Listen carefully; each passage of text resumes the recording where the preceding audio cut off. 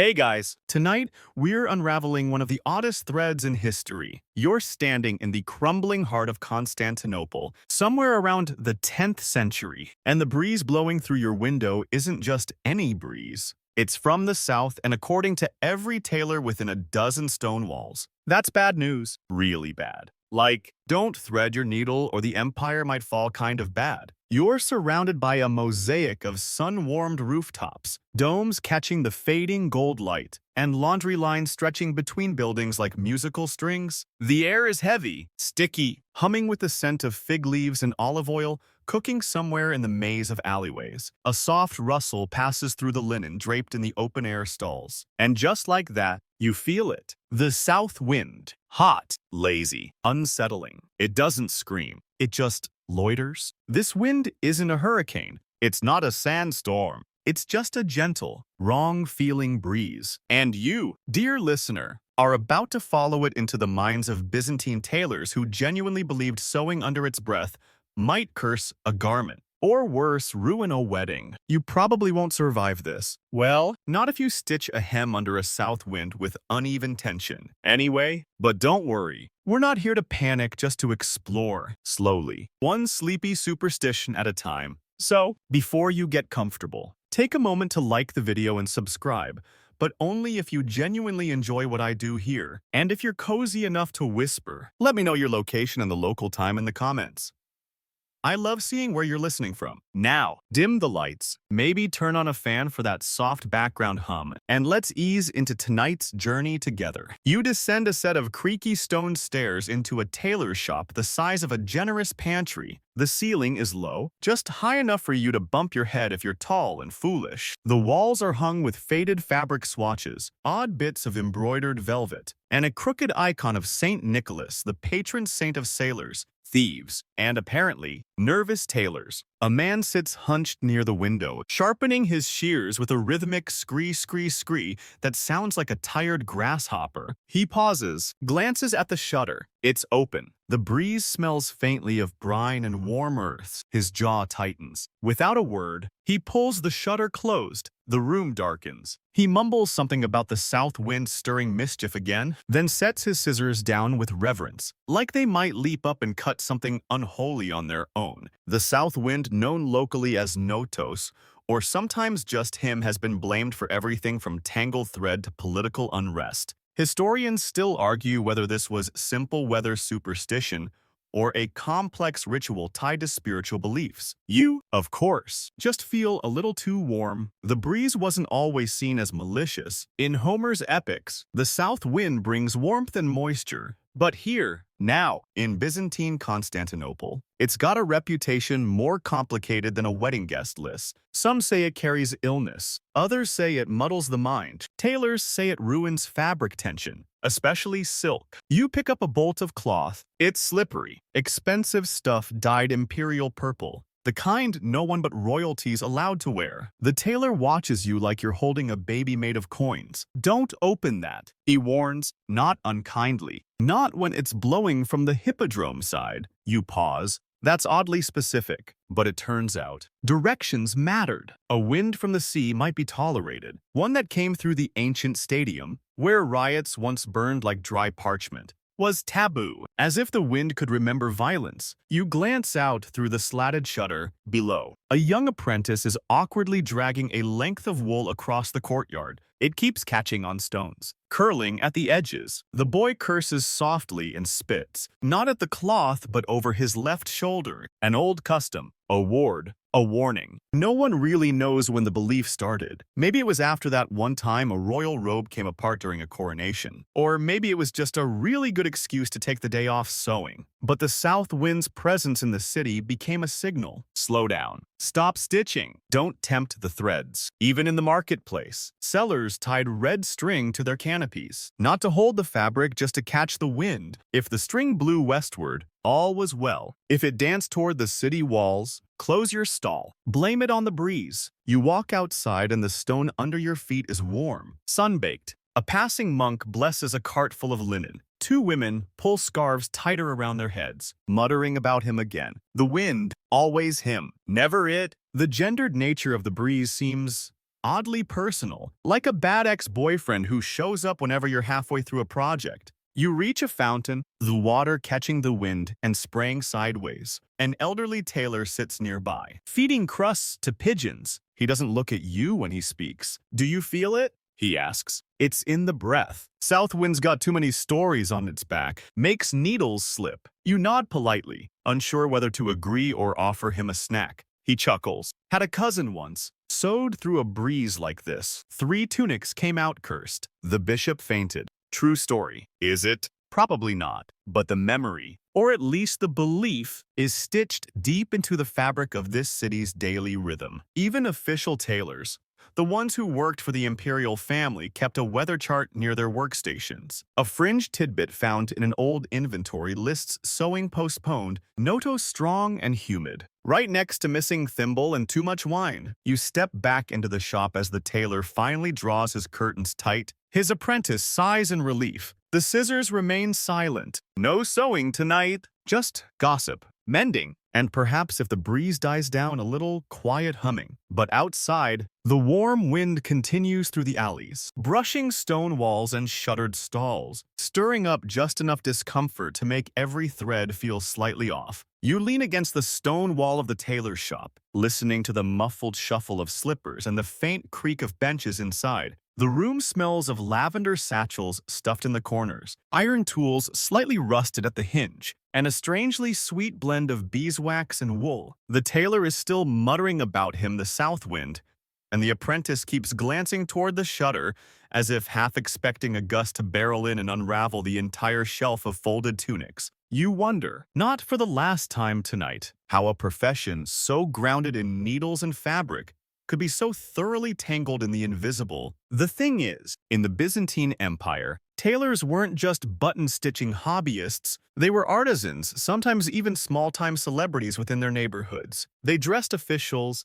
clerics, noble families, and on rare, glittering occasions, even the emperor himself. And despite their stature, or maybe because of it, they were some of the most superstitious souls in the city. You shuffle into a seat near the workbench, careful not to knock over a tin of straight pins arranged with suspicious precision. The apprentice is winding bobbins by hand, his fingers quick but jumpy. The tailor watches him like a hawk with low blood sugar. You know, the old man begins, not even turning to face you. A south wind makes your thread swell. You blink. That's not something you'd expect to hear with such grave certainty. He explains it like he's reciting scripture. Southern air is humid, heavy, and fickle. Cotton threads soak it up like gossip and become bloated, sluggish, uncooperative. Try stitching a clean hem in that mess, and it puckers like a nervous duke at a tax audit. Whether or not that's scientifically accurate, you nod. Tailors weren't meteorologists, but they noticed patterns. Over time,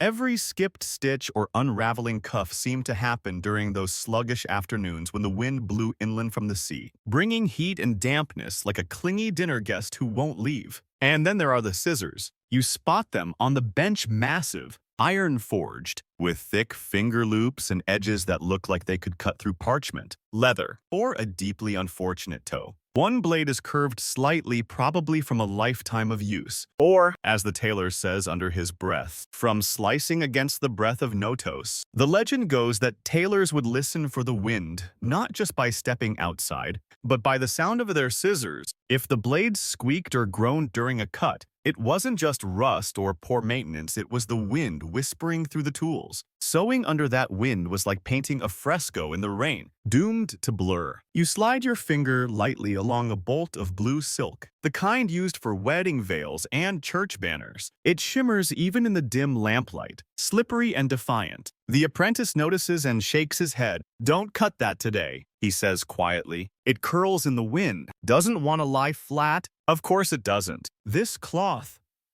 this elite, temperamental silk is the diva of the textile world. And just like any diva, it hates bad lighting and worse humidity. Historians still argue whether these behaviors were purely practical observations or cleverly constructed rituals to mask fear of failure. Maybe they just didn't want to admit that a crooked seam was their fault. Not nodoses, but superstition made it easier to sleep at night. Easier to blame a southward draft than your own tired fingers. In some districts of the city, tailors would even leave a strip of fabric outside overnight if it drooped by morning, limp and damp. They declared it a bad wind day. Shops remained open, sure, but no cutting was done. No final hems stitched. You could still mend socks or patch cloaks, but making something new, that was tempting fate. Even the apprentices followed these strange rules with an almost religious discipline. You watch one now folding scraps of thread into a cloth pouch, tying it with a knot, then hanging it near the doorway. You raise an eyebrow. Wind charm, he says. Keeps your stitches straight. Does it? Probably not. But you imagine the act of tying the knot carefully, with intention might calm a jittery hand. You step outside for a moment. The breeze is stronger now, warm, southern. It doesn't howl, it just is. You close your eyes and listen to it dance between the stone alleys, brushing against clay tiles, tugging at drying laundry like an impatient child. Down the street, another tailor leans out of her shop, spits dramatically over her shoulder, then draws her awning down with a clatter. You see her mouth the words, "Not today, old wind." You chuckle under your breath. It's theatrical, yes, but sincere. These aren't acts of silliness. They're rituals of protection, of community, even identity. Tailors were people of structure, patterns, rules. When the wind defied those rules, they had to meet it with rules of their own. One fringe tale mentioned only briefly in a surviving letter between two court clerks describes a wedding where every seam split before the bride reached the altar. The priest called it sabotage. The mother-in-law called it punishment. The tailor blamed the wind. He wasn't hired again, but the story made its rounds. Back inside the shop, the tailor is closing for the night. He places the scissors back in their case, the thread back in its tin. Everything has its place. Everything must rest just like the wind will. Eventually, before you leave, you notice a tiny symbol carved into the underside of the workbench, a stylized spiral, like a curled gust. It's been inked over in red. You don't ask. You already know. The wind is a character in this city, an invisible, unpredictable coworker.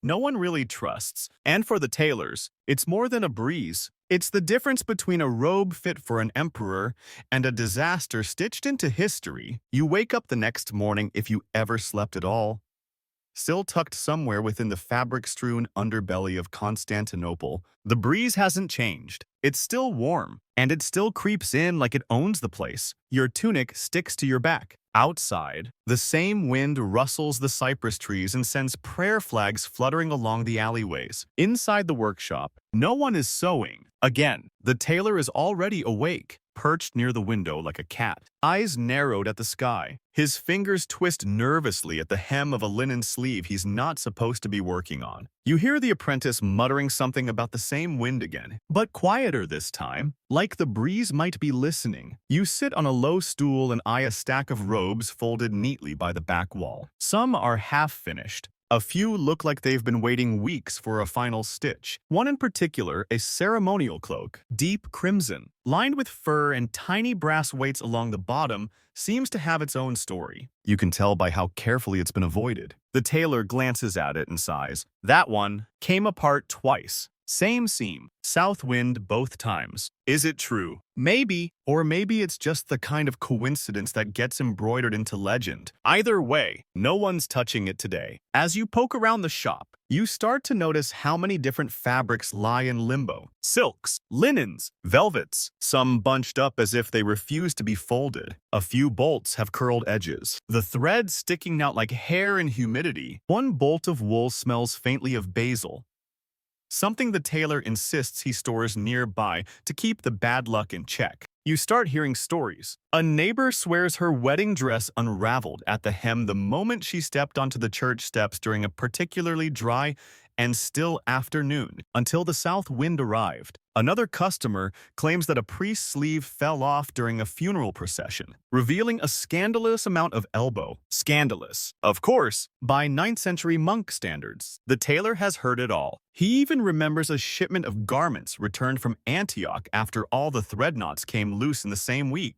No one could explain it, and no one wanted to try. Witchcraft, you ask. He waves a hand. Worse, weather. Now, historians, those calm, logical sorts, still argue whether there's any meteorological reason to avoid stitching during southern winds. One dusty scroll from a court physician suggests that damp air caused some glues and sizing agents to soften, which might explain why hems lost their hold. Others suggest it was a psychological effect. Tailors expected mistakes, and so they made them. But the people here, they don't care what scholars think. They feel it in their skin, in their lungs, in their tools, and especially in their thread. You watch the apprentice pull out a sheet of parchment tacked with strange symbols. At first glance, it looks like a child's drawing arrows, curls, little suns. But then you see it, tiny notches along the bottom, like tally marks. These are the wind days, he explains. Tailor guilds, those tight-knit groups that regulated who could stitch what,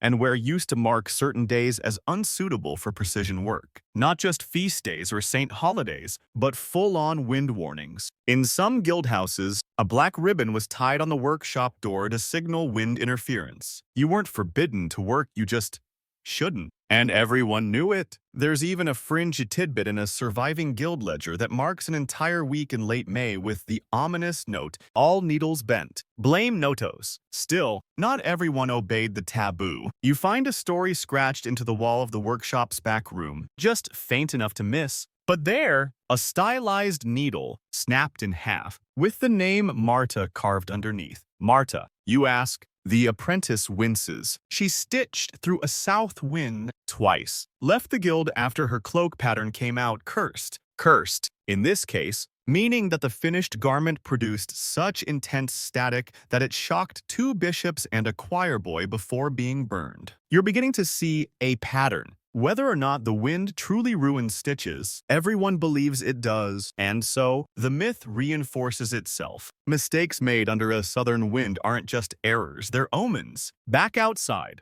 the wind picks up. You pass a small plaza where several tailors have gathered. No one is cutting fabric. Instead, they sit on steps, polishing tools, telling stories, pretending not to worry. One man is rolling a walnut down the steps and betting whether it will turn left or right. Apparently, if it turns right, the wind will change. The walnut rolls left. No one speaks. You wander toward the fabric market, expecting bustle. Instead, it's weirdly quiet. The stall vendors haven't closed up, but everything is moving in slow motion. Cloth is draped but not measured. Prices are discussed but not written. You see one merchant spritzing holy water on a bolt of imported silk from Egypt, murmuring something in Greek and then in Latin just in case. A young girl at one of the booths whispers a local rhyme when she sees you touch a spool of thread. When the wind comes from the south, close your eyes and close your mouth. Let the stitch away to the breeze, lest your thread forget to please. You smile. It's charming, poetic, and clearly meant to scare young apprentices into patience. But as the warm air coils again around your ankles, you're not so sure it's just for children. By now, you've stopped checking the sky. You don't need to. You can feel it. The sluggish way your shirt clings, the way the awnings snap but don't billow, the way people pause just a little longer before threading their needles, and you're starting to believe not because it's logical, but because logic is often overrated when fabric's involved. Tomorrow, they say, the wind might turn northward, crisp and clean, and the scissors will bite true. But today is a no-stitching day. And everyone, from the grizzled tailor down to the walnut-rolling gambler, agrees. By now, you've realized something strange. In Byzantium, even clothing obeys the weather. And not just in the sensible, don't wear wool in August kind of way. No, this is deeper, stranger. The kind of superstition that's been ironed into fabric folds, whispered between tailors like a pattern passed down without ink. Today, you're following the breeze toward one of the most guarded corners of the city, the imperial wardrobe. or rather, one of its many secret workshops tucked into the underbelly of the palace complex. You pass beneath a stone archway carved with vines and lions, then descend into a quiet world of velvet shadows and dust motes. It smells here like myrrh, candle wax, and something faintly metallic, possibly the nerves of the attendants. Everything is silent except for the soft brushing of fabric, the dull clink of gold thread in a basket, and the occasional sneeze quickly stifled with a linen scrap. Inside, royal tailors are working, but only on adjustments. No new garments. You notice immediately. No scissors in sight. Just chalk, pins, and measuring cords. The breeze filters through tiny carved slits in the wall, but it's southern today, and nobody's risking a fresh hem. One tailor, older than the statues in the outer garden, waves you closer. He's adjusting a sleeve on what must be a ceremonial tunic, glittering with embroidered eagles and edged in thread so fine it catches the light like frost. He gestures to a roll of cloth that's been wrapped in thick linen and tied with 3 knots. "That's the imperial purple," he whispers. "Can't breathe during nodos." You pause. It's not a metaphor. They actually believe the dye itself is vulnerable. The rich purple made from thousands of murex sea snails and strictly reserved for royalty was treated like a living thing. Too much humidity, and it could fade, blotch, or lose its gleam, whether that's chemical fact or overblown legend. The imperial tailors weren't taking chances. Historians still debate whether this was practical dye preservation or full-blown fabric paranoia. But in these halls, perception was reality. If the robe looked flawed, the emperor looked weak. If the stitching puckered, it wasn't just a mistake, it was a political insult. And emperors were not known for their forgiveness when it came to fashion faux pas. You stand silently as another attendant enters with a scroll. It's a weather forecast. Well, what passes for one? Observations from the monks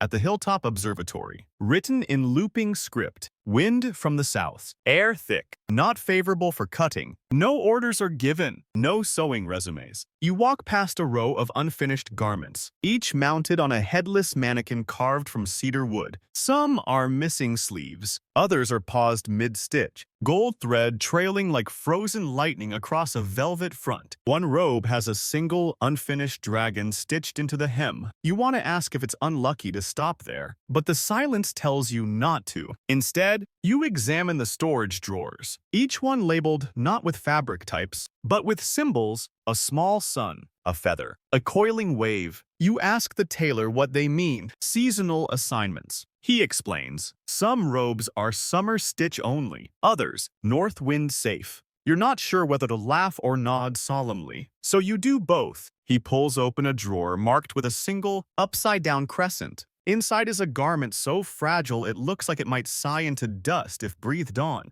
He doesn't take it out, just lets you see it. You catch a shimmer of pearls, something stitched in thread thinner than a spider's leg. He closes the drawer quickly. That one. Only during fast winds. Winter. Never during a sirocco. Once ruined. 3 months of work because a junior tailor got impatient. You think back to the tailor shop you came from. The cautious pause. The superstition. Now you understand why. These garments weren't just stitched. They were summoned, born into precise conditions. A warm breeze at the wrong time could undo an entire season's worth of work. You're led deeper into the workshop, where another older woman is carefully ironing folds into a crimson cape. Not with heat, just with weighted stones and the tension of her fingers. Too warm, she mutters. Don't want the crease to stretch. Even heat, it seems, must be watched. The breeze plays games with the temperature, and these tailors, half artists, half meteorologists, adjust accordingly. There's a fringe tidbit in a crumbling manual, possibly written by a court tailor named Bion, that claims certain days were marked as tension unstable. The manual lists instructions for what not to do. No left-leaning stitches, no sleeve setting, no ornamental knotting. You don't know if the manual still exists or was just gossip. But everyone here seems to follow it anyway. The older woman finally looks up. "We don't fight the wind," she says. "We just wait." It's a patient philosophy. In a city of politics, intrigue, and war, the tailors practice stillness. They didn't demand that the breeze comply. They closed the shutters, turned the fabric over, and poured a second cup of tea. When the wind changed, then they would begin again. As you exit the imperial wardrobe, You pass under a lintel carved with an inscription. The translation is loose, but you've heard it before. The apprentices chant it like a joke. He who cuts cloth against the south will sow regret into every seam. Probably not official doctrine, but embroidered into every garment.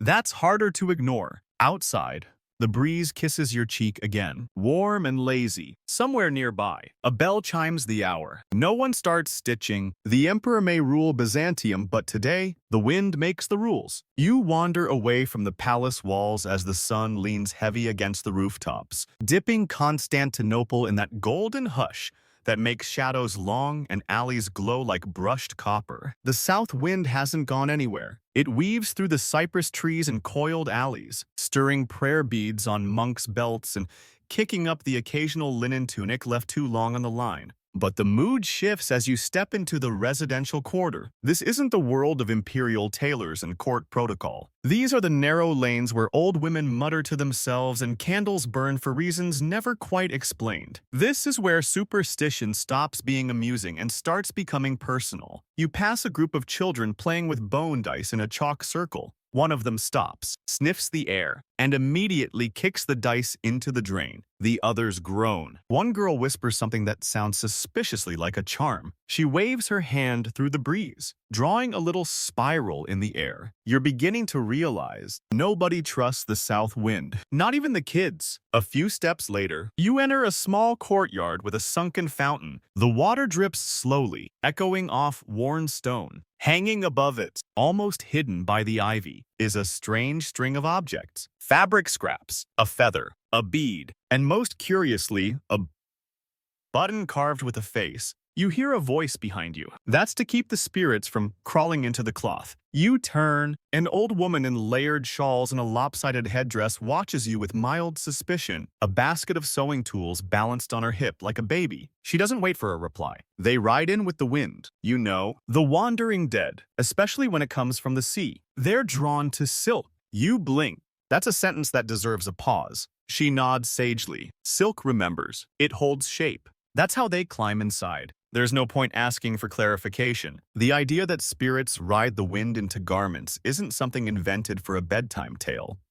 It's something accepted, repeated, and cautiously obeyed. Whether it's metaphor or memory, no one's risking it. You follow her to a tiny shop, more a hallway with ambition than a store, lined with shelves of tangled thread and half-done garments. She lays her basket down with a sigh and starts to unwind a bit of fabric, inspecting it as if expecting to find teeth marks. This came from the South Docks. She explains, silk bolts from a ship called the Laughing Cloud. Terrible name. Captain smelled like vinegar. You stifle a chuckle. She does not. When it docked, the wind was wrong. My first apprentice stitched 3 prayer shawls that week. Everyone came undone during morning service, unraveled like old men's gossip. There's that phrase again. The wind was wrong. Historians still argue whether these stories were just ways to externalize failure, something to blame, when a tunic bunched or a seam tugged loose. But in Byzantium, assigning cause to the supernatural didn't mean you were foolish. It meant you were prepared. She pulls out a box from beneath the table. Inside, a pile of tiny clay tokens, each carved with a swirling pattern. Spirit stoppers. She says, you sew one into the lining, just in case. You pick one up. It's surprisingly smooth, warm from where it lay against another. There's something comforting about it. Ridiculous, sure, but comforting. She leans in close. Last year, a bride walked through the south gate during Sirocco week. Didn't know better. Her veil caught a gust. By the time she reached the church, the lace had tangled into itself twice. Priest said it was a warning. You raise your eyebrows. From what? She shrugs. Take your pick. Ancestors. Spirits. The wind itself. Sometimes, it just doesn't want you to get married. You sit on a low stool as she boils tea in a dented kettle shaped like a lion. Steam curls into the still air, then drifts lazily to the left-south. She notices too. Her lips tighten. It's not that people in Constantinople didn't believe in science. They had doctors, philosophers, astronomers. But belief and knowledge weren't enemies here. They were layers like folds of linen stacked carefully atop one another. The belief in wind-borne spirits wasn't universal. Of course, some tailors scoffed. Others shrugged and kept a basil leaf under their pillow, just in case. A fringe reference in a half-burned letter found in a tailor's archive includes the phrase, "We must not sew when the breath of Hades is on the air." The south wind, in that case, wasn't just an inconvenience, it was a messenger. You sip the tea. It tastes like sage and metal. The old woman smiles faintly. You've seen the palace shops, haven't you? You nod. They're right to be afraid. The more important the robe, the louder the wind comes for it. That line stays with you. You step back out into the alley as the breeze picks up. Warm and persistent, it brushes your face, your arms, tugs at your sleeve like a needy cat. You don't hear spirits whispering, but you don't not hear them. Either, farther down, someone has scattered poppy seeds in a doorway. You see a red ribbon tied to a sewing needle and pinned into the wall above a window. Someone, somewhere, is making sure no ghost gets in through the thread. And you can't help but notice, no one is sewing. Just like that, the city begins to feel different. It's not the stone or the sea or the spires. It's the way people shape their lives around a breeze they can't see. The way tailors wrap fabric, not just to protect it, but to protect from it. So you walk slower now. You listen more carefully. And when the wind hums against your ear, you turn your head and nod, just a little like you understand, because maybe now you do. By late afternoon, the light begins to soften, and the wind, though still warm, takes on that uncanny persistence that makes shutters rattle even when they're latched. You find yourself walking toward one of the smaller churches tucked just outside the artisan quarter. It's an unassuming structure, crumbling stone walls, crooked tiled roof, and a bell that looks like it hasn't rung in 10 years but still somehow rings at odd times. This is the Church of St. Artemon, unofficial patron of tailors, nervous apprentices, and anyone who's ever pricked their finger during a thunderstorm. It's not sanctioned by the imperial clergy, but that hasn't stopped tailors from visiting it for decades, usually on days when the wind feels just a little too close. You slip inside. The smell hits first. Old beeswax, incense, and damp limestone. The air is thick and still, like breath held in a chest for too long. A few candles flicker near an icon of the Virgin Mary, her robe stitched in fine gold leaf that's begun to flake like pastry crust. There's a small alcove to the left, half hidden behind a curtain dyed a gentle, reassuring blue. That's where you find him. A priest with a lopsided beard and spectacles so thick, they distort his eyes like magnifying glass bubbles. He's not preaching. He's mending a tunic. I know, he says before you speak. It's a south wind. I'm only fixing a hem. He's defensive, but only mildly. You sit beside him and watch his fingers work. They're slow, careful, reverent, as if the act of sewing in this breeze isn't forbidden, but sacramental. You know why tailors come here? He murmurs. They think the church protects their thread. He chuckles, half mocking, half fond. Truth is, it just keeps them calm. And sometimes, that's enough. You look up at the candlelit icon. A stitched border frames Mary's robe, and it looks oddly uneven. Not flawed, just human. Some think the robe she wears was made during a south wind. He continues, voice lowering. That's why it's imperfect. Why it protects so well. It absorbed the chaos. You raise an eyebrow. Is that in scripture? He grins. No, but it's embroidered into our memory. There it is again, that blending of myth and material. Tailors didn't just sew, they stitched belief into every seam. And when things went wrong, when a thread snapped or a tunic unraveled, they didn't always reach for rational explanations. They reached for the wind, or for saints, or for chapels like this one. Historians still argue whether this mingling of theology and tailoring was deliberate, perhaps a way to give spiritual weight to what was essentially manual labor. But here, in the thick silence of the church, it doesn't feel manipulative. It feels honest, like the act of sewing during a south wind really is risky, not because of spirits, but because of doubt. The priest threads a new needle, but not before crossing himself. It's a small gesture, automatic. But you notice it. Back in the day, he says, tailors would come here on Sirocco days just to breathe, not even to pray, just to sit, to wait it out. He gestures to a shelf stacked with folded garments, prayer shawls, choir robes, the occasional ceremonial cloak waiting for a blessing or repair. Some are marked with tiny stitched symbols, stars, knots, spirals, not part of the design, just additions. protective embroidery, defensive sewing. These, he says, holding up a black robe with a subtle zigzag pattern stitched into the hem, aren't for show, they're like anchors. Tailors believe stitches like this could hold the spirit of a garment in place, so it wouldn't unravel. You ask if it works. He shrugs. Maybe, or maybe they just help the tailor believe it will. He folds the robe, places it gently beside the others. Then he lifts a candle and walks you into the back room, one rarely visited, except by older masters and very quiet apprentices.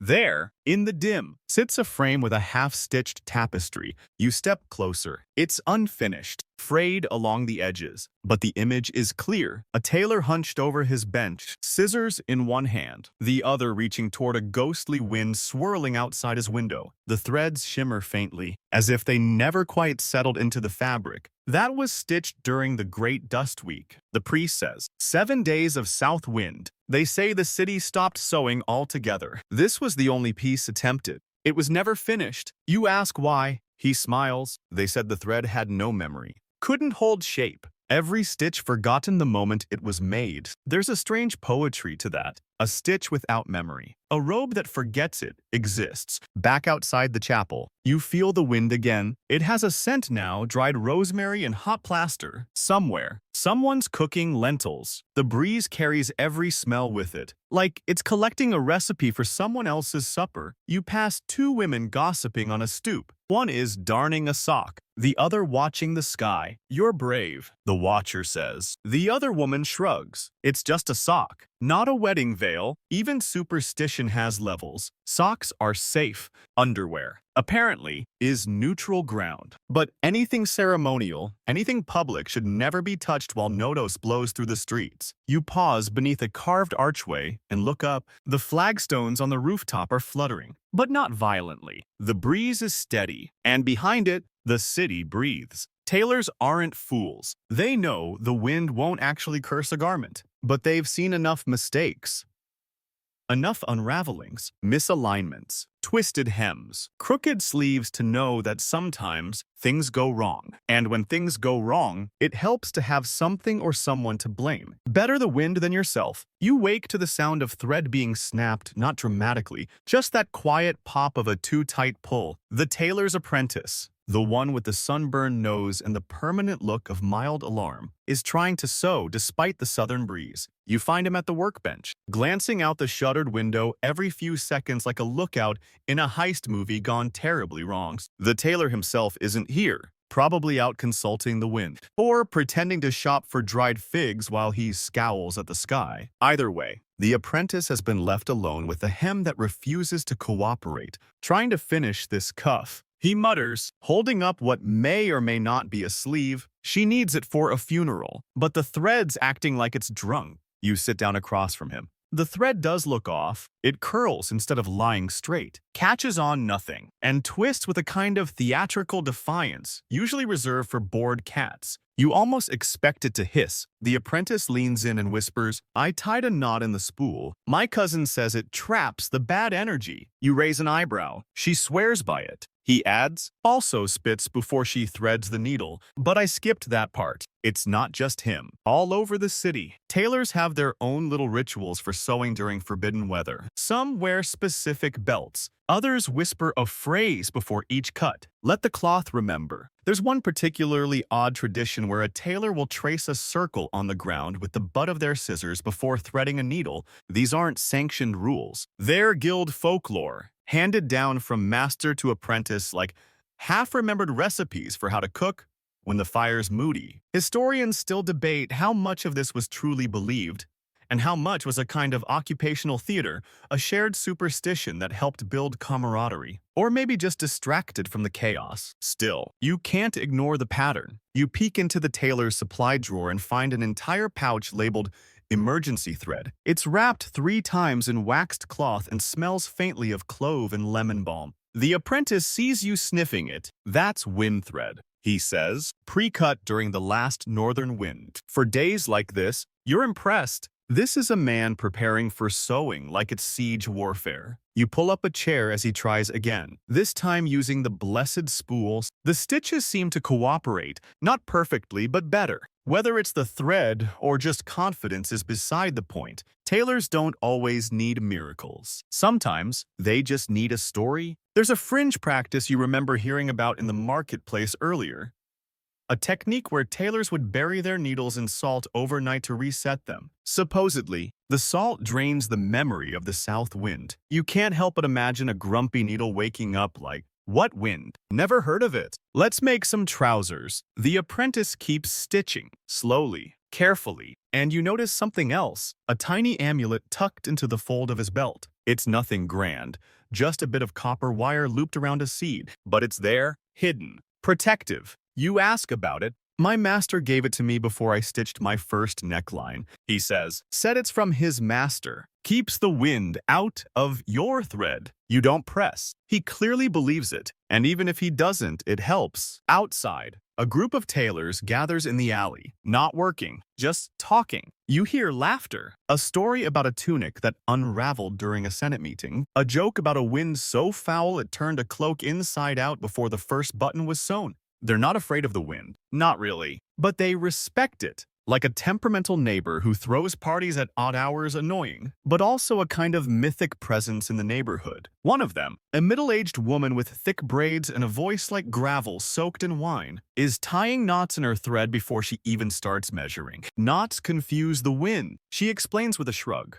Makes it forget which stitch to ruin. Another tailors their movements instead of the cloth. Slow gestures, no sudden cuts. They say if you move too quickly, the wind follows, and you don't want the wind inside your sleeve. You return to the shop. The apprentice is finally done with the cuff. It's not perfect, but it's solid. He lays it down with reverence, as if it might fall apart if disrespected. Done before sundown. He says, that's the trick. Sunset is the unofficial cutoff, the hour where the south wind shifts, cools, or just gets tired of haunting haberdashers. There's no science to back it up. But tailors across the city agree. If you absolutely must sew on a wind day, do it before the sun disappears. You sit by the open window, watching the sky turn orange. Laundry flaps quietly. Candles are being lit behind curtains. Someone is playing a lute in the distance, terribly out of tune. And for the first time today, the wind seems to ease. Just a little. The air doesn't smell like dust and figs anymore. It smells like cotton, like home. You ask the apprentice if he ever sews during a strong south wind. He shakes his head. I'd rather wait. Why? He shrugs. Because it never feels like the thread wants to stay. That's it. Really. Not fear. Not magic. Just a feeling. That on some days, the thread itself is restless. That it remembers the breeze and pulls against the stitch. That maybe it knows more than we do. And so, tailors tie knots. They whisper charms. They sew when the air feels right. And when it doesn't, they wait. You wake the next morning to a low hum rolling through the city. Not a sound. Exactly, but a mood, a tension in the shutters, a restlessness in the clay-tiled roofs. The south wind hasn't left, it's stronger now, insistent, as if it's circling for something specific. And deep inside the imperial compound, someone is sewing. This time, it's not an apprentice. You're back inside the palace's tailoring chamber. Its walls thick with tapestries and the weight of expectation. There's more candlelight than daylight here. The windows narrowed into slits too small to let in more than a breath, which is precisely the point, too wide, and the wind might creep in. The seamstress in question is a legend within these walls. Dorothea, senior embroiderer to the imperial court, rumored to have stitched an entire eagle sigil blindfolded to prove a point during a dispute over stitch count.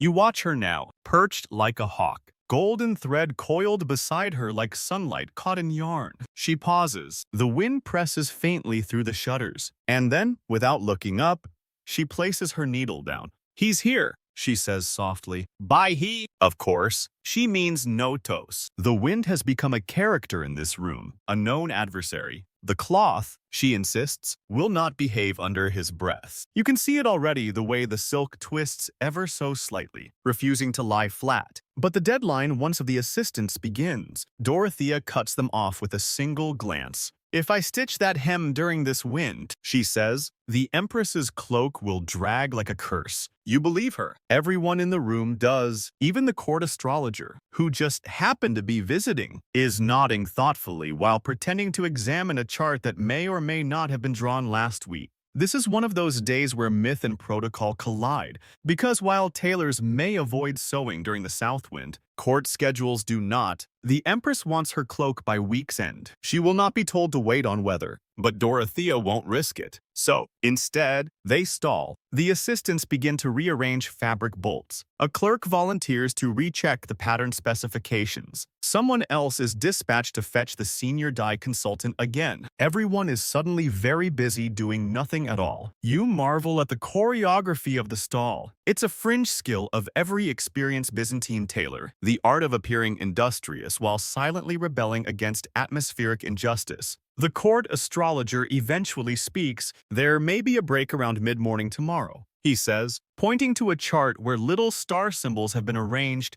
in what could be constellations or pastry recipes. Until then, Dorothea declares, we wait. You wander through the rest of the imperial workshop, which today resembles a cloister more than a bustling production floor. Robes lie half-finished on padded tables. Spindles of thread remain untouched. Even the golden beads have been tucked into their velvet-lined drawers like eggs not yet ready to hatch. But it's not just about superstition. Historians still argue whether these tailoring delays were excuses to rest or subtle protests against court pressures. Some believe tailors exaggerated the impact of weather just to wrest a sliver of control back from demanding nobility. Others argue they genuinely feared creating flawed garments that might reflect badly on the wearer, and thus invite wrath upon the maker. There's a story you recall, whispered in the city's baths, about a tunic sewn under a fierce south wind that clung to the emperor's body so stubbornly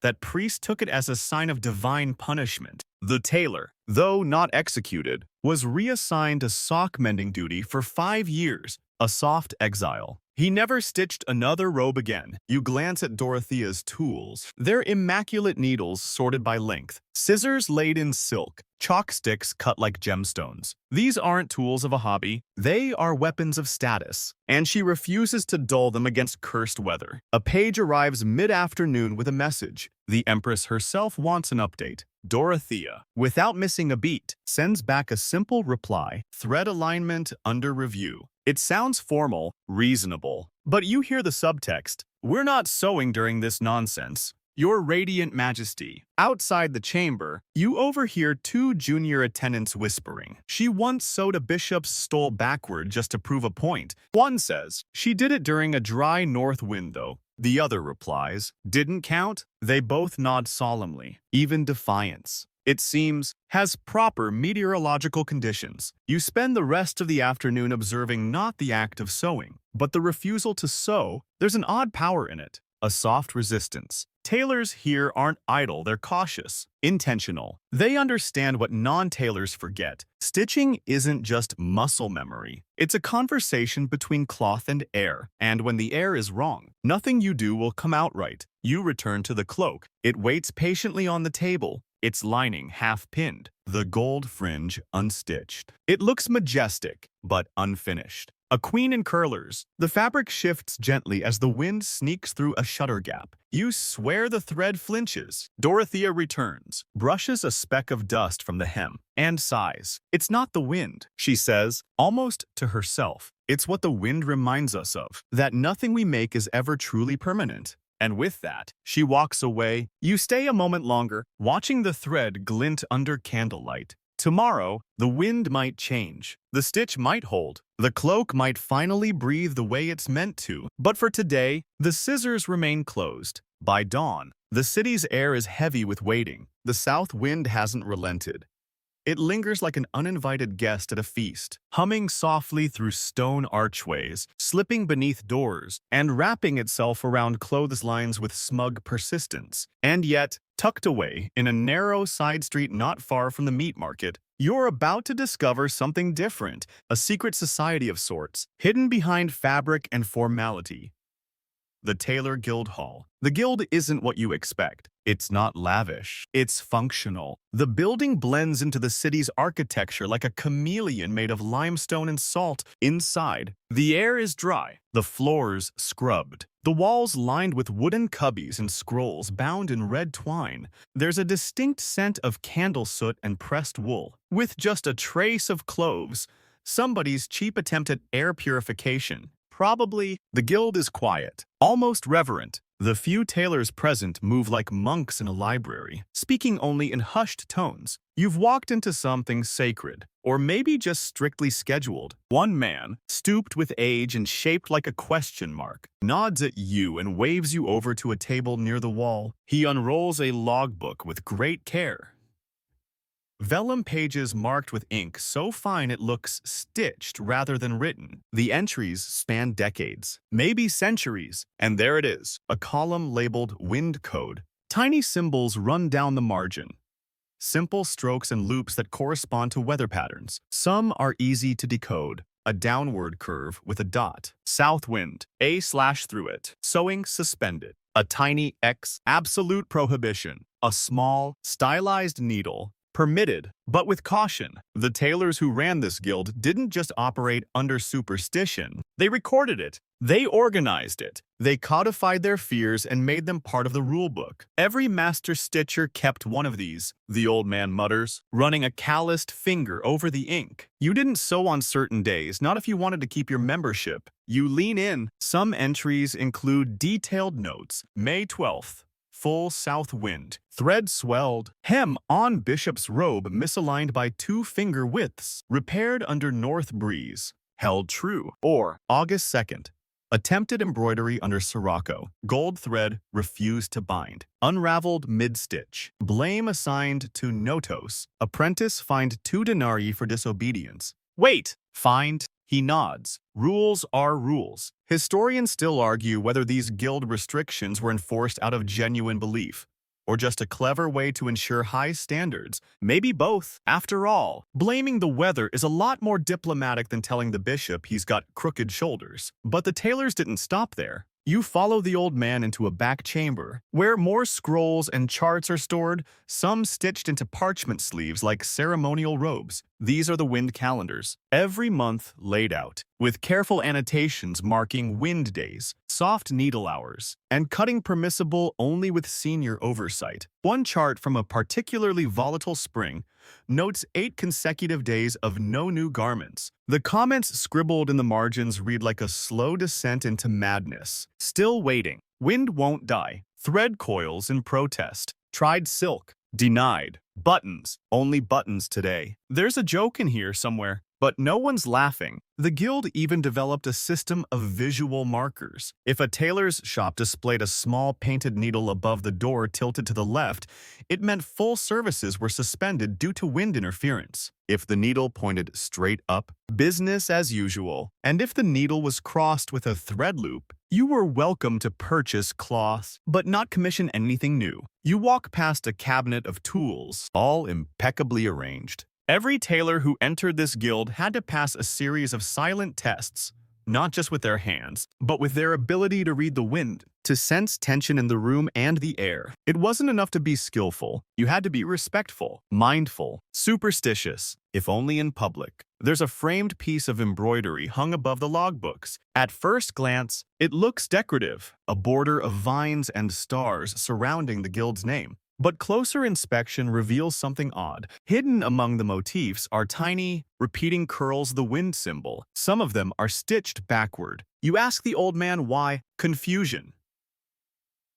Tactic. He replies with a grin, meant to confound Notos. You try to look impressed and not deeply suspicious. He shrugs. Can't hurt. You sit for a moment on a worn bench, thumbing through an apprentice's journal. In the margins, scribbled between notes about sleeve lengths and dye ratios, are little sketches of faces, wine, spirits. You think some look playful, others menacing. One has a pair of scissors in its mouth. It's labeled the Thread Eater. It's charming. It's absurd. It's real. Because in this room, the absurd is given structure, myth is archived, superstition is filed alphabetically, and for all its mystery, you start to see it for what it is. A system, not just of tailoring, but of coping. These tailors worked under pressure from clients, from clergy, from emperors, and when mistakes happened, they needed a language to process them. The wind became that language. Even now, the guild's current members keep the logbook updated. The old man shows you today's entry. South wind strong, scissors stiff. Recommendation: mend only. No one's sewing a wedding gown today.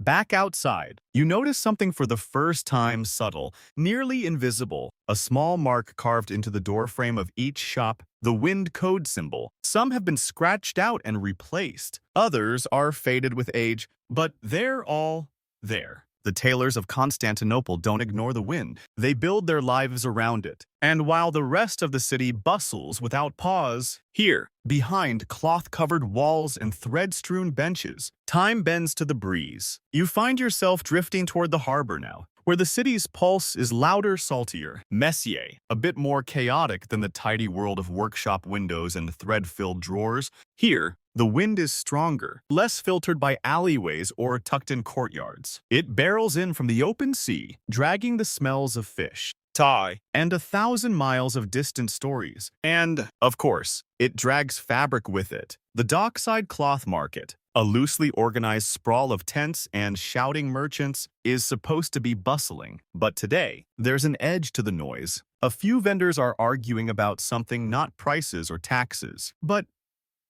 patterns. You edge closer to a cluster of traders bickering near a wagon stacked high with bolts of imported silk. There's yelling in 3 languages, and none of it's polite. She took the design. No, the wind did. She had it sketched. I saw it on parchment. She thought she did. The breeze pulled it into the sea. You glance down. A single piece of parchment lies stuck to the cobblestones. It's blank now, probably damp, ruined. Whatever pattern was drawn on it has vanished. Typical, mutters one of the vendors. A short man with a leather apron and the general attitude of a sea urchin. You can't bring cloth from Antioch on a south wind and expect it not to get cursed. Everyone knows that. You blink. That escalated quickly. But you're beginning to understand. The southern breeze, especially here on the waterfront, is more than a meteorological inconvenience. It's a scapegoat, an accomplice, a thief. One of the sailors lounging nearby chimes in, peeling a fig with his thumbnail. Had a bolt of Persian wool go missing once, vanished off the deck. No one saw a thing.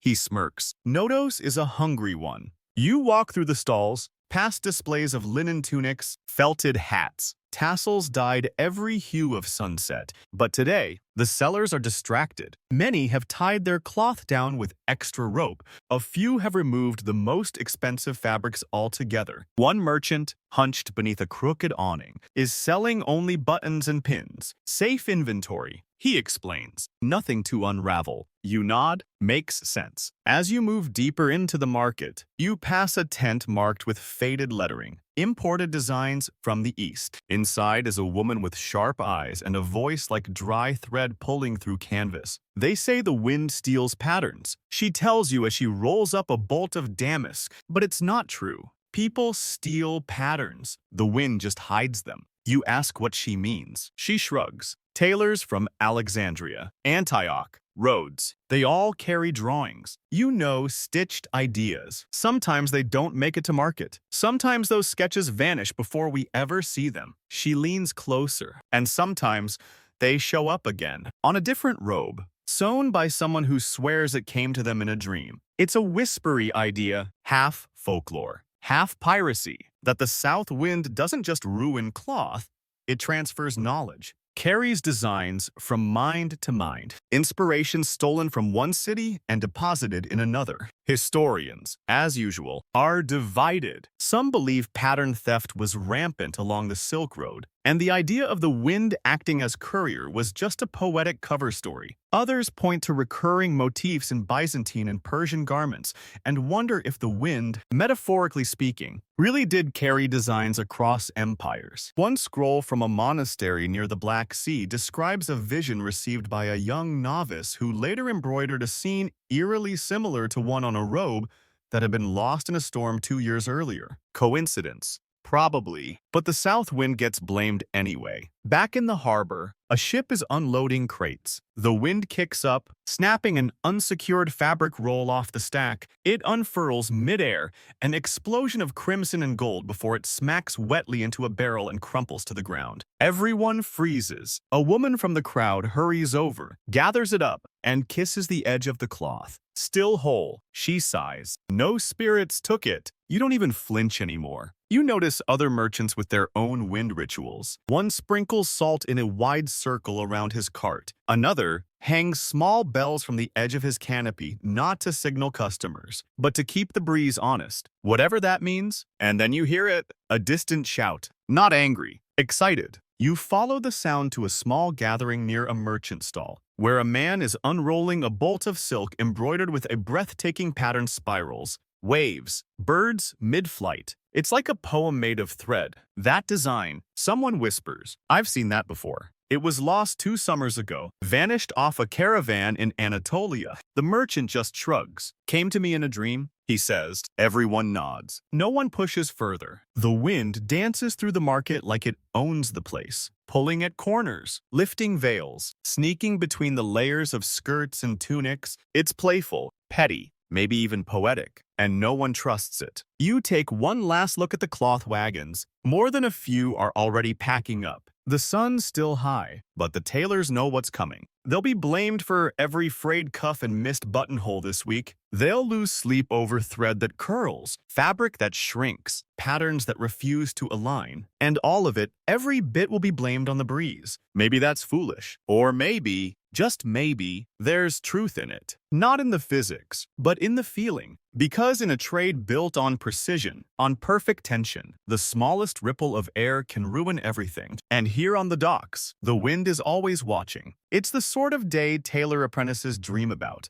Clear skies, a crisp breeze not too sharp, not too still rolling in from the north, blessed by everyone from palace astrologers to dockside grandmothers. The scent in the air is different, too. Less damp stone, more cut herbs, and cool iron. In short, a perfect day for Byzantine fashion. And you're here for it? Welcome to what might generously be called Byzantine Fashion Week. Though no one would dare call it that to the face of a court official, this is officially the seasonal display of court-approved garment trends. Unofficially, it's the closest the empire comes to a runway show. It's held in the Forum Bovis, the Cattle Square, because, well, it's one of the few open-air spaces that isn't perpetually flooded or already commandeered by merchants screaming about lentils. Today, the stalls are cleared, the paving stones swept, and the audience is gathering. Senators with rings, bishops with opinions, and half the aristocratic youth of Constantinople fanning themselves like their lives depend on it.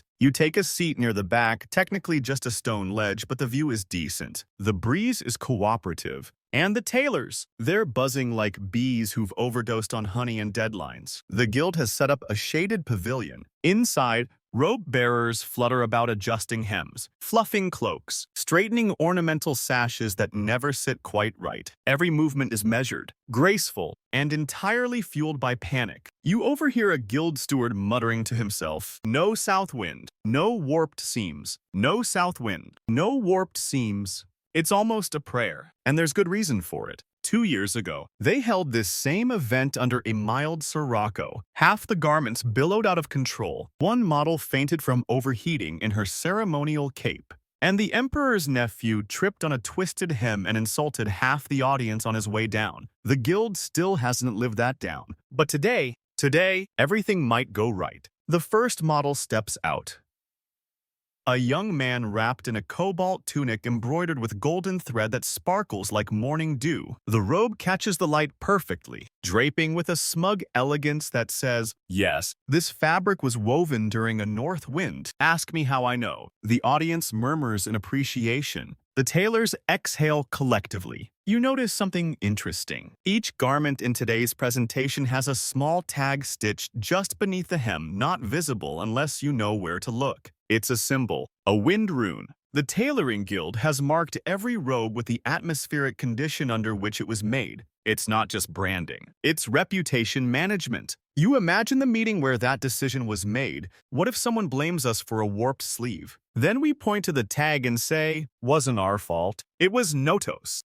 You're halfway through admiring a beautifully layered cloak, crimson with interwoven gold leaves when the wind shifts. Just slightly, but enough. A pause ripples through the crowd. The standard bearers check their streamers. The breeze now feels warmer, damper. Uh-oh. In the guild pavilion, people are moving a little faster. You hear the unmistakable snap of a fan being opened with urgency. The man beside you mutters, "Not the Sirocco, not again." But it's not quite a full south wind, more of a teasing drift, like Nodos is sticking one toe into the forum just to be annoying. Still, the tailors adjust. Next up is a ceremonial vestment meant for high-ranking clergy. It's stiff, stately, embroidered with Byzantine crosses and pearls so heavy, the poor model walks like she's balancing books on her head. She reaches the end of the path, and just as she turns, the wind nudges the hem, lifting it ever so slightly. A gasp, but it falls back into place. Crisis averted. Historians still argue whether these showcases were purely for spectacle or if they served deeper functions affirming political alliances, reinforcing religious imagery, or even showcasing regional textile production quotas. But for the tailors, they were a trial by wind, a way to prove mastery or expose it. The fringe tailors, those who made their fortunes just outside the guild's walls, hover at the edge of the crowd. Eyes darting, hands twitching. They don't get to show garments here, but they're watching, measuring, judging. You hear a whisper, "That tunic was cut too soon." You can tell it's fighting the shape. Sure enough, one garment does seem off. A delicate green robe, meant to shimmer like sea glass, is stiff, resistant. It sways wrong when the model turns, like it's protesting being worn. You nudge someone near you and ask, "Made 3 days ago." They reply, knowingly, "South wind." There it is. The audience sees it. They feel it. One bad hem, and everyone blames the breeze.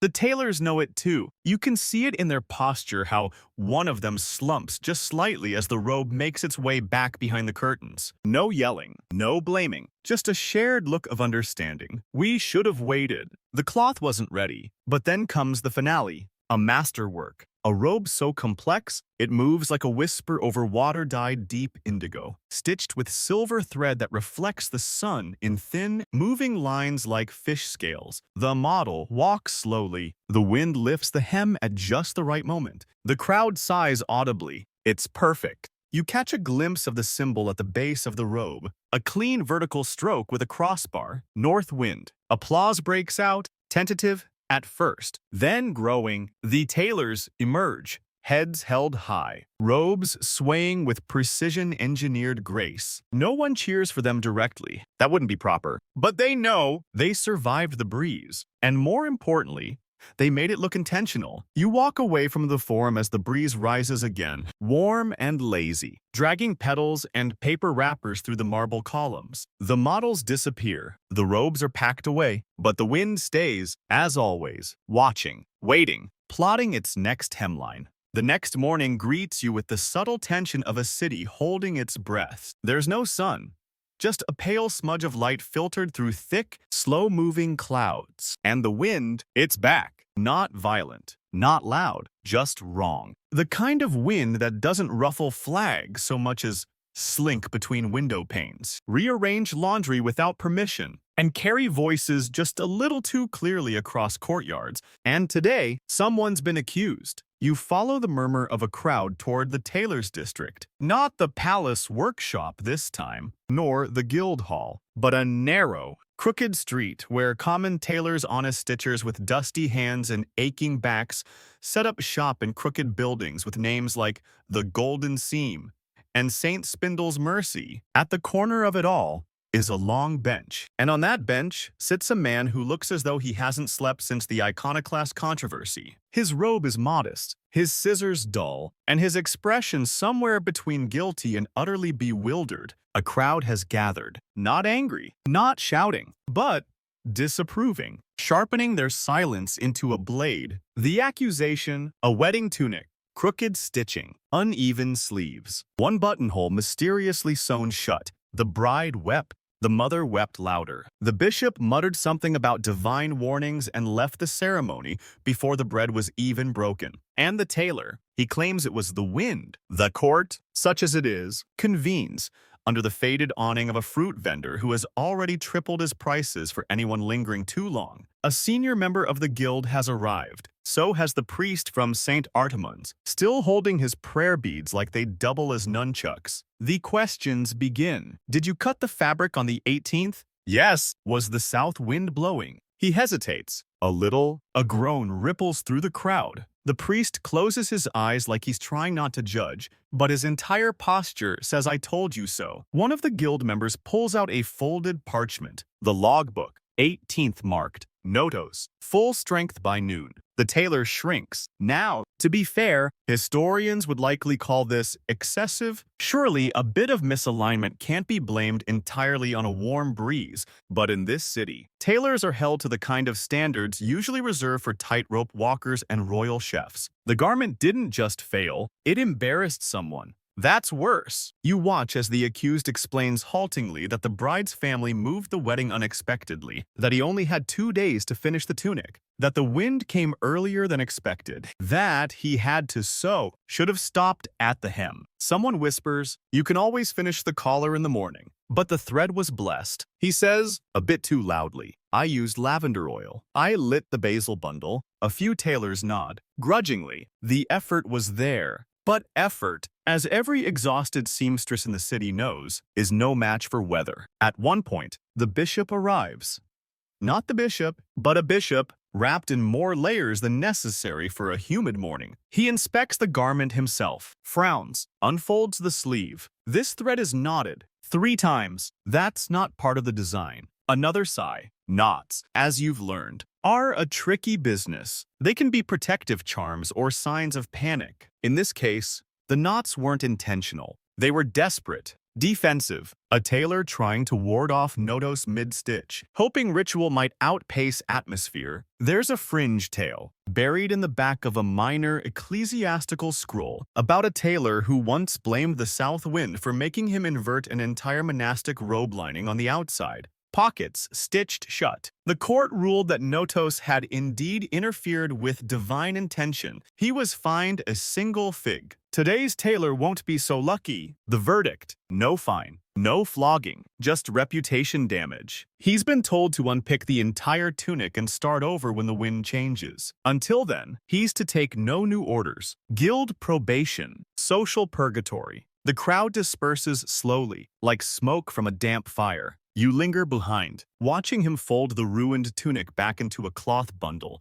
There's no anger in his face, just that tired resignation every craftsperson knows that sometimes the work refuses to cooperate. No matter how steady your hands. He looks up. I should have waited, he says. I felt it. The cloth fought me. It didn't want to be sewn. You believe him, and so, apparently, do many others. Back down the street, you pass a workshop with its shutters still closed. A sign on the door reads, closed for air alignment. It's a polite way of saying, not today. Notos. Another shop has draped red thread across the entrance, tied in a figure-8 loop, a charm. A ward, not against theft, but against misfortune in the wind. And there, just above one of the doorways, is a small painted tile. A tailor with his arms crossed, wind swirling behind him, scissors dangling untouched at his belt. The caption reads, even saints wait for calm. You walk away quietly, the wind tousling your sleeves. You think of every stitch made too fast, every hem sewn under pressure, every mistake someone tried to fix with knots and hope, and you understand. It's not just superstition. It's not laziness. It's reverence for the fabric, the weather, the unseen variables that make a simple robe either a masterpiece or a public embarrassment. And in Byzantium, you don't risk that. Not when the wind is watching. You wander toward the outer district of the city now, where open fields brush up against crumbling aqueducts and wild fennel grows along the paths. The wind is stronger out here, unfiltered, unshaped by the city's architecture. It gallops through the ruins and whistles past goat pens. And today, the southern wind is stirring up more than dust. You reach a modest square lined with sun-worn shops and crooked chapels. At the center stands a marble column, once a proud marker of some forgotten general's ego. Now, pigeons rule it. At its base, People gather not for trade, but for signs. You sit next to a man in a faded wool cloak. He's not a tailor, but he's holding a scrap of torn linen and rubbing it between his fingers like it might whisper answers. His eyes flick skyward. His lips move. You can't hear what he's saying, but you're fairly sure it rhymes. Others nearby are doing similar things. A woman turns over a handful of poppy seeds in her palm. A child draws swirls in the dirt. A bearded man in priestly robes stares at the wind vane on the chapel roof as if it's personally betrayed him. You've stumbled into a rare phenomenon, what some call dust reading. It's a blend of folklore, weather observation, and whatever passed for urban meteorology in the Byzantine countryside. Tailors sometimes came here before beginning a particularly ambitious project. If the wind kicked up red dust, that meant caution. If the dust came with a cypress scent, it was neutral. But if it carried the bitter tang of old iron, well, that was considered a warning. Today, you smell iron? A robed woman speaks. Saint Euphemia is turning her face again. You look up. There's no statue nearby, no icon in sight. But everyone nods like the message is obvious. Apparently, according to local belief, Euphemia, the martyred virgin saint with a fondness for justice and neat stitches, has a reputation for sending wind warnings when tailors overreach. The story goes something like this. Centuries ago, a tailor began sewing during a heat wave. A robe for a wedding. He ignored the whispers, the church bells, and even a bee that stung him on the eyelid mid-stitch, interpreted as divine slapstick. The robe twisted, the seam puckered, the thread darkened, and at the altar, the bride fainted. They say Saint Euphemia turned her icon toward the sea that night, and the wind hasn't been quiet since. Historians, naturally, raise eyebrows at this tale. Some say it's a metaphor for hubris. Others think it's just a spooky bedtime story with bonus embroidery. But the people here believe it with a level of certainty usually reserved for taxes and seasonal bread prices. You talk to a young man seated beside the fountain, his hands stained with dye, his fingers inked with patterned sketches. He's a journeyman tailor, not yet gilded. He's come to watch the wind. I've got an order for a wedding veil, he explains, but I won't cut it until the dust moves east. You glance at the sky. The clouds drift lazily north. The dust curls in small, confused circles, not sure which way it wants to go. You ask what happens if the bride insists on a deadline. He shrugs. Then she gets a crooked veil and I get blamed for a decade of infertility. Right? Of course. Farther down the square, an older woman is lighting a bundle of herbs in a chipped bowl. The smoke drifts south. She grunts and tosses in an extra handful. Not today, she mutters. Not with this kind of wind. You recognize the ritual now. It's the same practice seen in smaller tailor shops across the empire. Burn the herbs. Watch the smoke. Read the curl. If it twists left, you stitch. If it climbs, you cut. If it crawls along the ground like a lazy lizard, you close the shutters and pray. Some of these practices are recorded in marginalia,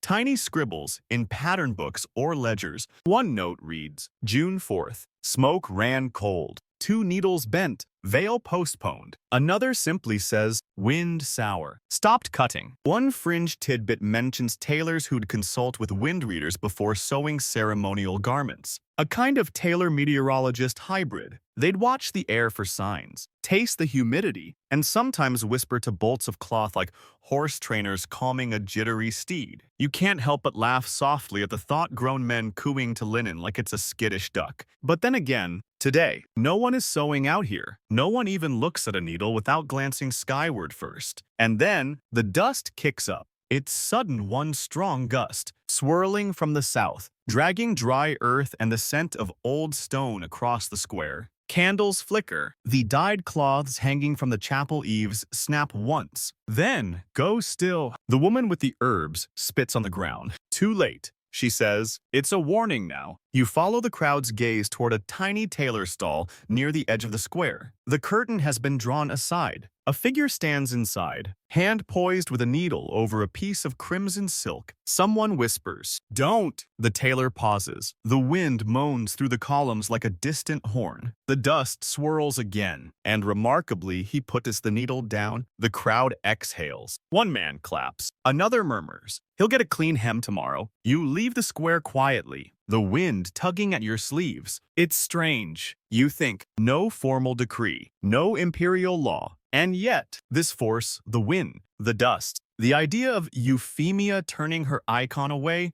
governs the city's tailors as surely as gold coins and written contracts. It's not fear, it's respect. Because sometimes, in a world of unstable dyes and unreliable deadlines, a little superstition is the only thing that holds the thread. Evening draws near, and the wind.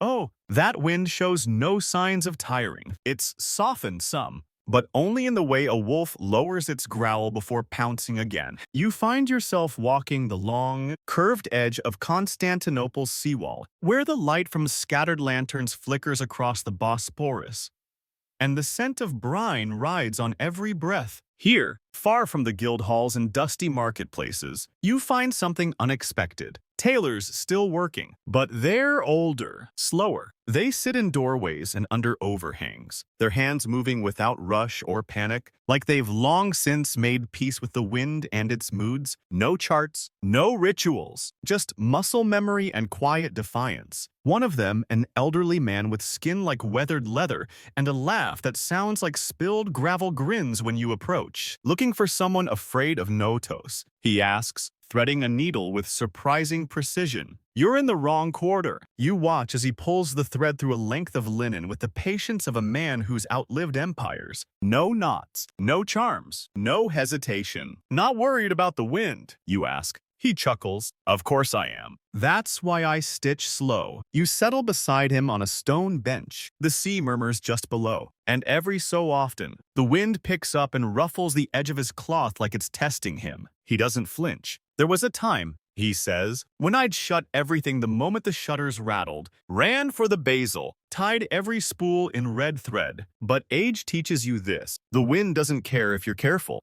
You ask why he keeps stitching. Even now, because it's what I do, he says simply. And if the robe fails, I'll stitch it again. Let the wind have a laugh. I've got time. It's a sentiment you haven't heard from anyone else. In the guild, fear and reverence ruled. In the palace, precision was gospel. But here, on the edge of the sea, there's room for forgiveness, even for bad stitches. Another tailor joins him, a woman this time, her hair twisted into a knot held by two thin needles. She unrolls a bolt of unremarkable brown cloth and starts measuring, her hands moving like dancers. No ceremony, just care. You know, she says without looking up, there's a story my grandmother told about a robe that wanted to be stitched during a south wind. You blink. That's new. They say it was meant for a boy born under a red moon. The wind carried the pattern to the tailor in a dream. No drawings, no sketches, just thread and instinct. And did the robe hold? She smiles. They say he became a bishop. Some say a thief. Either way, the robe never frayed. You glance out over the water. The lights of distant fishing boats blink in and out of view like sleepy stars. The wind shifts again, not quite north, not quite south, somewhere in between. And for a moment, you understand the heart of it. The superstition isn't just about fear. It's about listening. To the cloth, to the air, to something older than the city's stones. Something unteachable. You start to see why some tailors still pause before threading a needle, even if they don't know why. There's a fringe tale, scribbled on the back of a tax record, about a robe stitched entirely on wind days. It was never worn, never sold, never named, but it hung in a chapel for 70 years and was said to change color when the wind passed through it, a trick of dye or memory. Back near the woman's cloth bench, a breeze lifts the edge of her fabric. She presses it down without scolding it. The thread curls around her fingers like a cat winding between ankles. Some winds, she says, aren't curses, they're reminders. You ask of what? She pauses, pulling her needle through one final time before knotting it neatly. That nothing we make lasts forever. But we make it anyway. The older tailor finishes his seam, bites off the thread, and hands the cloth to a boy who's been waiting quietly by the door. He watches it disappear into the shadows, then leans back and stretches. Notos can keep his secrets. He mutters, "I'll just keep sewing." You nod. Because what else is there? As you rise to leave, you spot a small charm nailed to the doorframe. Not a wind ward, not a saint's symbol, just a bit of thread, tied in a perfect loop. A stitch that begins and ends on itself. No fear, no fuss, just a reminder that some tailors still sew, not in spite of the wind, but with it. And if a seam twists or a hem puckers, they'll fix it tomorrow. The wind continues its slow, uneven hum into the twilight hours, brushing against stone walls and gently disturbing the oil lamps that flicker along Constantinople's narrow lanes. You find yourself back where you started, in a workshop dimly lit by beeswax candles, the scent of warm thread, old wood, and the faintest trace of time floating in the air. The tailor. Your tailor has returned. He sits quietly by the bench, the shutters still half closed, as if trying not to disturb the balance between wind and fabric. The scissors rest beside him, closed like a book at bedtime. A robe lies on the table, not quite finished. You watch him work, slowly, reverently. He doesn't speak, doesn't need to. His fingers know the cloth, and the cloth, after a long day of stillness, seems ready to cooperate again. The south wind hasn't gone, but it's softened. Its breath now feels like a lullaby rather than a threat. He pulls the needle through one last seam. It's just a hem. Nothing ambitious, but it holds. No warping, no puckering. The thread lies flat, like it's finally made peace with the day. You glance around the room. There's a small brass tray by the window, filled with old thread bits, bent needles, and one button carved into the shape of a lion's head. Every tailor has a tray like that, scraps and leftovers that were once part of something grand, now sitting as silent witnesses to 1,000 quiet victories. On the wall hangs a pattern sketch, unfinished. Just a shoulder, a sleeve, and the beginning of a swirling motif. Above it, in faded ink, a phrase is scribbled. Wait for the wind to listen. You don't know who wrote it. Maybe it was the tailor, maybe an apprentice. Years ago, maybe it's been there longer than the bricks. But it captures something unspoken. That tailors, of all the city's artisans, know when not to act. When patience is the only tool that matters, that not everything has to be stitched today. You ask if the robe will be finished before morning. The tailor shrugs. If the wind turns, you both listen for a moment, a stillness. Just for a breath, he smiles. Maybe it's tempting to dismiss all this as superstition, to say it was never about the wind, but about people inventing meaning where there was none. But after everything you've seen, after the veils that frayed, the knots in the thread, the paused scissors, the encoded guild books, the whispered charms, and the watching crowd, you begin to understand. The wind was never just air. It was story. It was rhythm. It was the tension between a perfect stitch and a forgotten one. Even now, historians argue whether the south wind truly affected the fabric, whether thread truly swelled, or silk misbehaved more under humid skies. But deep down, they know the belief mattered. Because belief shapes hands, belief shapes habits. Belief, whether silly or sacred, is what makes craft into something more than just technique. And so the tailors of Byzantium avoided sewing when Notos came calling, not out of fear, but out of respect. For the thread, for the cloth, for the possibility that something unseen was part of the process. The candlelight softens. The robe rests quietly on the bench. Hem finished, folds aligned. The tailor sets down his needle, ties his thread, and stretches his fingers like a pianist at the end of a quiet piece. Outside, the shutters rattle once, then fall still. The wind, perhaps, has finally decided to sleep. And now, as the streets of Constantinople settle into silence, as the breeze curls around shuttered windows and the flicker of oil lamps dims one by one, you feel your breath slowing. The tailors have put away their scissors. The needles rest. The fabric, at last, lies still. There's nothing left to mend tonight. The city no longer watches. It waits. The wind, that ever-present thread through today's story, has softened to a sigh. It no longer pulls at tunics or toys with embroidery hoops. It no longer steals sketches or twists hems. It drifts, low and tired, like an old tale reaching its final line. In a quiet room, a candle gutters. A robe sleeps, folded with care, touched only by the gentlest of breezes. And maybe that's what this story was always about, not the superstition, not even the stitches, but the knowing, the listening, the patience required to wait for something you can't see to pass. A reminder that in both cloth and life, not every moment is meant for action. Some are meant for stillness. So wherever you are right now in your room, in your chair, tucked into your blanket, let the last of the wind drift through. Let it carry away the noise. Let it hush the corners of your mind and smooth the seams of the day. The candles are out now, the shutters are closed, and the last stitch has been tied. Sleep well, dream slowly, and may your thread never tangle.